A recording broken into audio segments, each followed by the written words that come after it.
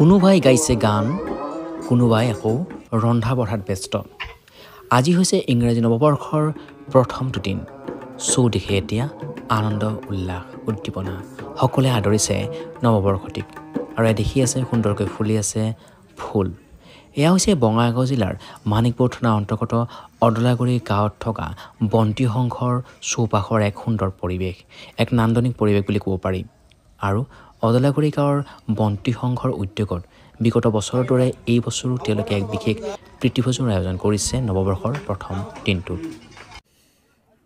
আৰু আজি হৈছে ইংৰাজীৰ বৰ্ষৰ নতুন এটা দিন, অৰ্থাৎ ইংৰাজী নৱবৰ্ষ আৰম্ভ হ'লহি আৰু চৌদিশে এতিয়া এক উখল মাখল পৰিৱেশ, যিহেতুকে সকলোৱে নৱবৰ্ষক আদৰিছে। বিভিন্ন ঠাইত বনভোজ খাবৰ কাৰণে বিভিন্ন প্ৰান্তত বিভিন্ন লোকে গৈছে। তেনেকুৱা মুহূৰ্তত দেখি আছে বঙাইগাঁও জিলাৰ মানিকপুৰ থানাৰ অন্তৰ্গত অদলাগুৰি গাঁৱৰ এই যে বন্তি সংঘ, এয়া হৈছে বন্তি সংঘ আৰু বন্তি সংঘৰ যে পূবপাৰাৰ গাঁওবাসীয়ে পূব একচুৱেলি যিহেতুকে প্ৰতিখন গাঁৱতে বিভিন্ন পাৰা থাকে, এয়া হৈছে পূবপাৰাৰ সংঘৰ যি বন্তি সংঘ আছে, বন্তি সংঘৰ উদ্যোগত এনেদৰে আচলতে এক প্ৰীতিভোজ আয়োজন কৰিছে আৰু দেখি আছে তাৰ কিছু পৰিৱেশ আৰু সকলোৱে আচলতে এনেদৰে মিলা প্ৰীতিৰে এসাঁজ খাইছে। আৰু এই এসাঁজৰ জৰিয়তে, প্ৰীতিভোজৰ জৰিয়তে আচলতে দেখুৱাই দিছে যে আচলতে তেওঁলোকৰ মাজত খুব সুন্দৰ মিলা প্ৰীতি আছে। আৰু বিভিন্ন প্ৰান্তত যিহেতুকে বিভিন্ন লোকে বিভিন্ন ঠাইত গৈ পেলাই বনভোজ খাবলৈ গৈছে বা পিকনিক খাবলৈ গৈছে, তেনেকুৱা মুহূৰ্তত আচলতে গাঁওবাসীয়ে একলগ হৈ পেলাই যি বন্তি সংঘৰ উদ্যোগত এনেদৰে প্ৰীতিভোজ আয়োজন কৰিছে আৰু বিগত বছৰৰ দৰে এই বছৰো এনেদৰে আয়োজন কৰা হৈছে আৰু সকলোৱে খুব মিলা প্ৰীতিৰে এসাঁজ খাইছে। আৰু ক'বলৈ গ'লে এই যি গাঁওখনে এক আদৰ্শ বা এক বিশেষ বাৰ্তা কঢ়িয়াই আনিছে বুলি সকলোৱে ক'ব বিচাৰিছে। দেখি আছে তাৰে কিছু পৰিৱেশ।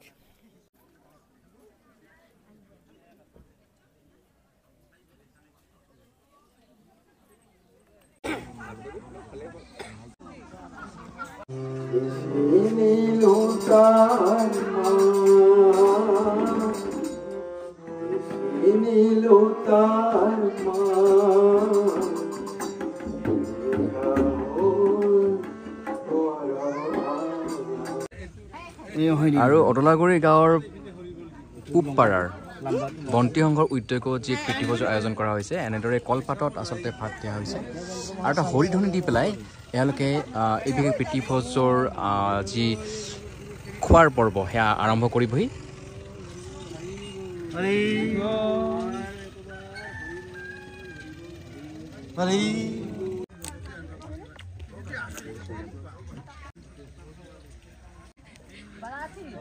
আজিৰ দিনটোত কি ক'ব আপোনালোক?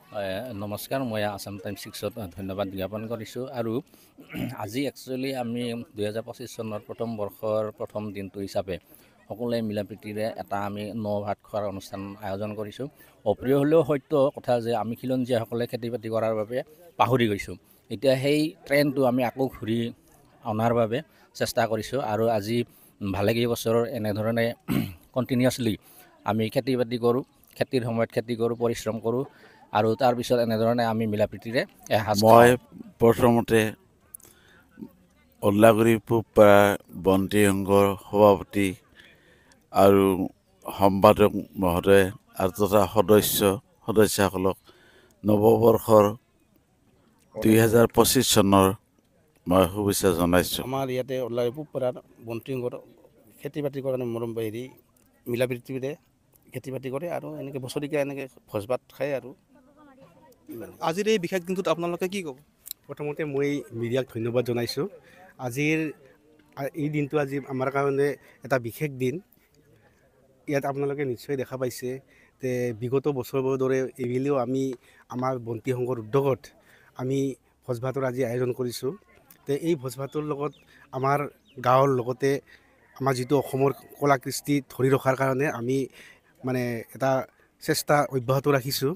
তে আমি এই ভোজ ভাতৰ মাধ্যমত যাতে আমাৰ গাঁৱৰ ডেকা গাভৰু লগতে সকলোৱে মিলা প্ৰীতিৰে এটা নতুনত্ব সম্প্ৰীতি গঢ়ি তুলিব পাৰে, তাৰ বাবে আমি অশেষ চেষ্টা চলাইছোঁ।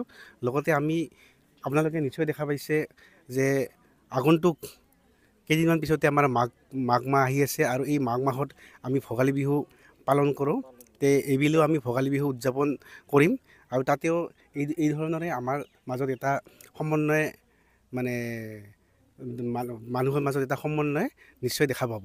গতিকে মই ভাবোঁ নিশ্চয় আমি গোটেই মানে বছৰ জুৰি যাতে এনেকৈ আমি মিলা প্ৰীতিৰে চলি থাকিব পাৰোঁ তাৰে আমি এটা কামনা কে কৰিছোঁ। নৱবৰ্ষৰ শুভেচ্ছা জনাইছোঁ। আপোনালোকে সকলোৱে ভালে কুশলে থাকক, এয়ে কামনা।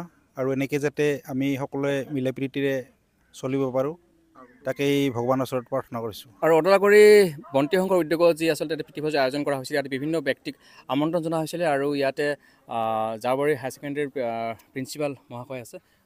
কেনেকুৱা লাগিছে আজিৰ এই বিশেষ দিনটোত?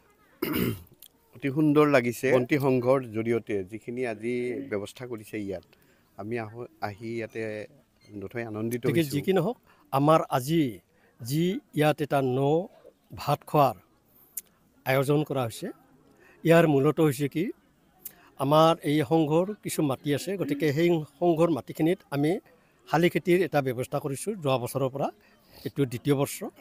গতিকে আমি যিখিনি ধান পাওঁ তাৰে বিক্ৰী কৰি আমি কিছু সকলোৱে মিলিজুলি একত্ৰিত হৈ আমি এটা খানা বা নোৱা এটা ব্যৱস্থা গ্ৰহণ কৰোঁ। আৰু মই আশা ৰাখিছোঁ কি, আমি ভাৰতবৰ্ষ হৈছে এখন কৃষি প্ৰধান দেশ, আৰু আমাৰ যিটো কৰ্ম সংস্কৃতি এইটো আমি এৰাই চলিব নোৱাৰোঁ। কৰ্ম সংস্কৃতি হৈছে আমাৰ এটা অপৰিহাৰ্য অংগ। গতিকে আমি একতাৰে সমন্বয়ে পুৰুষ মহিলা উভয়ে একত্ৰিত হৈ আমি এই খেতি কৰাৰ ব্যৱস্থা গ্ৰহণ কৰিছোঁ। একতাৰ চিন ইয়াতে আমাৰ ওলাই পৰে। আমি গাঁৱত আমাৰ অলপ মনোমালিন্য হ'লেও কিন্তু ইয়াত আমি ইমান এককভাৱে একত্ৰিত হৈ কামবোৰ কৰোঁ, ভাল লাগে ছাৰ। আপোনালোকে এনেকৈ আহিব আৰু তিনি মাঘতো আপোনাক নিমন্ত্ৰণ কৰিম, নিশ্চয় আহিব ছাৰ। ধন্যবাদ। ছাৰ কি ক'ব, আজি নৱবৰ্ষৰ প্ৰথমটো দিন কেনেকুৱা লাগিছে? ভালে লাগিছে। এইটো আমাৰ বিশেষভাৱে কৃষি সমাজৰ যিটো আমাৰ খেতি চপোৱাৰ পিছত এটা আনন্দৰ উৎসৱ। ইয়াতে আমি আহি আজি কিছুমান ঠাইত আমি প্ৰায় হেৰাই যোৱা নিচিনা এই ধৰণৰ নবান্ন খোৱাবাসী ইয়াত আহি আমি আনন্দিত হৈছোঁ। ইয়াৰ ৰাইজক দেখি ভাল লাগিছে। পুৰুষ মহিলা একেলগে এটা আনন্দ ফূৰ্তিৰে বিভিন্ন কাৰ্যসূচী লৈ বা এটা আনন্দৰ কি কৰিছে, ভালে লাগিছে।